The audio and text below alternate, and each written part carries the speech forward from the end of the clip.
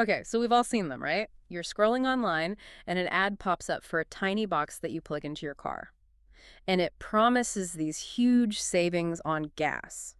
Today, we're going to do a deep dive into one of these, the Fuelsync Gas Saver. We're really just focusing on the marketing claims versus, the actual mechanics. Yeah, and this is a great exercise in consumer transparency. I mean, when a product claims it can cut your fuel bill by 10 to 30%, that's a really bold promise. Our job is to see what's actually behind it. So let's start with the device itself. It's this small gadget you can find online, and it plugs directly into your car's 12V socket. The accessory port. Exactly, where you'd plug in a phone charger or maybe one of those air fresheners, and that's the entire setup. And, right away, that raises the first flag for me. The transparency. Hmm. The sources we looked at point out that this thing looks super generic. There's often no official brand, no company you can easily contact. So no accountability. None. Huh. And if you're buying something based on a big performance claim, that lack of sourcing info is a big deal for consumer confidence. Agreed. Who do you even call if it doesn't work? Okay, let's get to the core claim. The marketing uses this very official-sounding phrase, magnetic retuning technology. What does that even mean in this context? Well, let's just break down how a car actually works. Fuel efficiency is managed by the engine's computer, the ECU. It's constantly adjusting everything. Fuel injectors, airflow, all of it. It's the brain of the car. Precisely.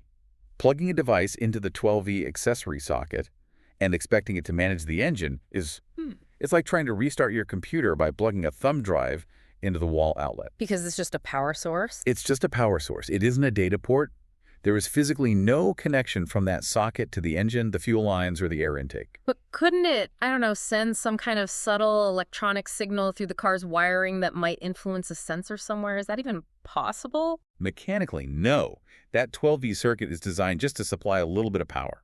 It's not built for two-way communication with the critical engine systems. So the claim that it can alter combustion, it's just mechanically improbable. Wow. Most likely just draws enough power to light up a little LED inside it. So it just lights up. And that's probably it. Okay, so if the device is mechanically not doing what it claims, how did it manage to get a 4.5-star rating on Amazon? That seems pretty high. It does until you dig into the data. It's all about perception. The sources we found confirmed that the high rating is based on a single review. One. Just one review. Just one. And what did that one review say? I'm quoting it directly here. Yeah. It says, yes, it seems to be working. Okay, I've installed it in my car and I'm using less petrol. That's it. That's the entire data set for the 4.5. That's the entire data set. Okay. And a claim of 10 to 30% savings needs robust, independent verification, repeatable results. We looked at other places like Reddit and some mechanic forums. Yeah. Nothing. No real user feedback validating these kinds of savings. So to sum it up, we've got generic sourcing, a mechanically impossible claim, and zero independent verification. Right.